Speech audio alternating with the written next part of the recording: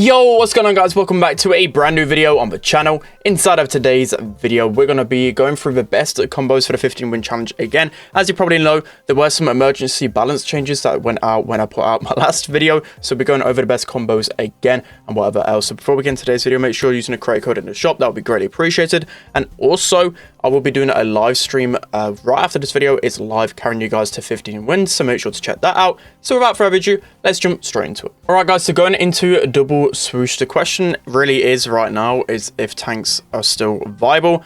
And I would say after playing a few scrims yesterday, I'd say tanks are still really good. So with El Primo, even though his the damage received to get his super has gone up, I think it's around 19,000 now. Now I've actually tested it out. But it just still seems really good. So I don't think El Primo is going to really change out of the meta until something's probably changed about his actual recharge rate.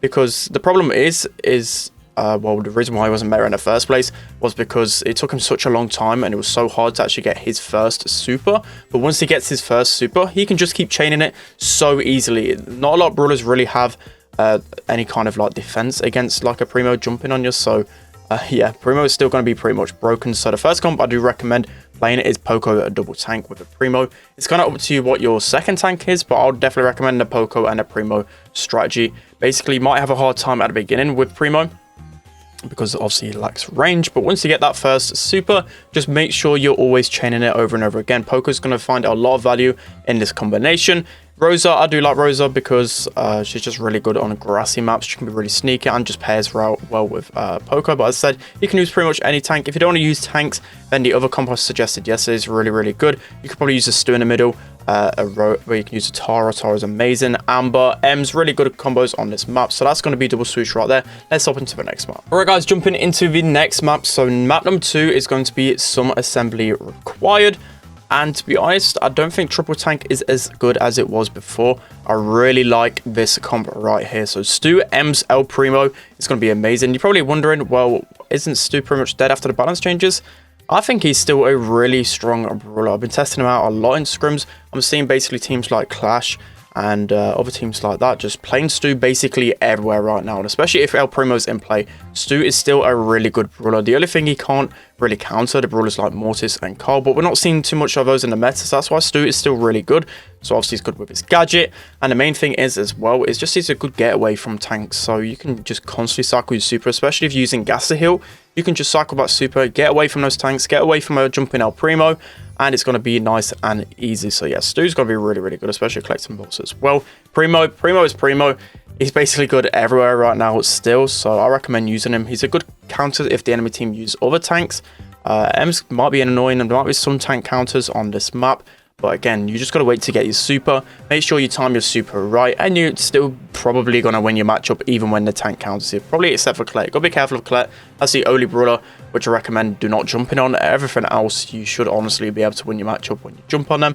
M's is just going to be amazing because with both star powers, depends what your personal preference is. If you're facing a lot of tanks, I probably prefer the hype star power because you can get a lot of value, especially when you get that super. You can heal up a lot, stay alive for longer. But back armor can also be a good choice as well. It's really personal dependent. But Ems is just amazing in this meta. She's obviously got her knockback, and she's just got a lot of aerial denial. She was really good anyways in the old meta, and just now with even more tanks, she's gonna thrive even more so yeah, the combos not really changed too much here as well. I've opted for a Stu as well. Stu's a lot more easier to play than Jean, and not a lot of people like to play Jean, so I know Stu's a very good option for this combination. So yeah, that's going to be the best combos on this map. Let's hop into the next mode. Alright guys, so jumping into split now. Same again really. Poco double tank is going to be the better choice on this map. So Poco double tank was already really good on split, and you may see a lot in competitive the wall break combination, but I still think with Primo meta, I think it still doesn't counter it that well, because once El Primo gets his super, he can jump onto brawlers like the Bees, the Colts that you probably see a lot, and just wreck them, especially like Ruffs as well. So you can go with a Poco double tank, or I would recommend going something very counter comp heavy. Probably I would recommend going something like a Rico, a Ruffs, and then maybe even like a Colette and Ems. Honestly, if you're facing a lot of tanks, it kind of just depends what you're facing at that level. So I'll definitely switch up the variation. I wouldn't really so much go with like a Tick or a Surge right now, because even with the ammo changes, I just think the reloads are a little bit too slow, and especially with a Surge, you can't really keep up with it. But still, Surge can still be definitely a good option. I definitely wouldn't recommend a Tick here, though. Tick probably is pretty much dead on split. So yeah, it's going to be either Poke or double tank, or you got to really go again with a tank hard counter combination. So that's going to be split right there. Let's hop into the next one. All right, guys, so going on to hot potato now. Again, with the comp, I won't really go with a tanky combination this time around. I feel like Ems and Colette are going to deal with tanks really well now. Again, you can opt with the Primo, but you might struggle because Colette was already such a meta choice on this map, and also the Rico. So if you want to really counter the tanks, this is the comp for you, because it can basically, this comp can basically deal with everything.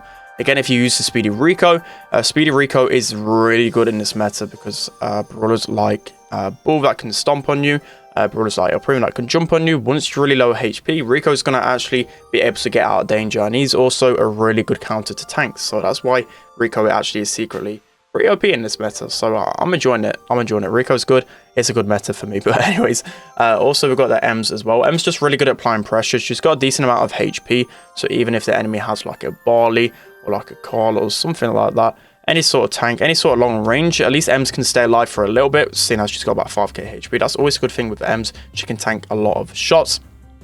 Colette's going to be amazing down that middle. Always the best mid on this map, mainly because of her shield star power. Yesterday, I know I recommended using the push it. Today, I would probably recommend use the mass attack star power, because on highest, the shield one's normally so much better, especially you can cycle those supers onto the safe. And a lot of times you probably are going to be facing more control comps. In terms of other brawlers that you can use, I would recommend probably either using a Ruffs. I wouldn't really recommend using Barley in this meta. If you really want to risk it, maybe use Barley with a slow gadget. Again, I just probably won't risk it. It's probably going to see a lot of tanks in this map. So that's going to be a hot potato right there. Let's jump into the last. All right, guys, so jumping into the final map, which is Canal Grande. Poke double tank is going to be scary OP on this map. So even with the changes, again, Primo's just going to be too strong. And also on this map, the only really meta things were the likes of Tick and the likes of Sprout. And to be honest, Poke double tank probably is just going to completely run for it. So again, it's up to you what the variation in the second tank is for you. Bull is really good in this meta, secretly pretty underrated. I would probably always opt for the Rosa though, just because, again, just synergizes a lot better with Poco. You can stay alive for such a long time with Rosa and just get so much value. So again, just up to you. You can use a Jackie. It can be pretty good. Again, if you're really feeling spicy, you could maybe run like a complete counter comp to tanks. I'm not too sure what we're going to be facing on the last level, but I think Poke double tank probably is the most safe thing. If you really want to be spicy, as I said, you could go like a wall break combination and use like a B or something like that, and B can just carry you.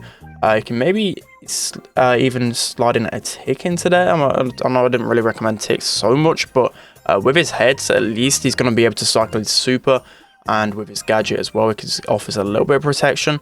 So if I was to actually run any sort of like long range brawler, I think Tick would only be the go-to. I know I said not to use Tick in the split, but at least Tick's going to be good on Canal Grande. It's really easy to zone out one lane, and you've also just got his heads just constantly cycling.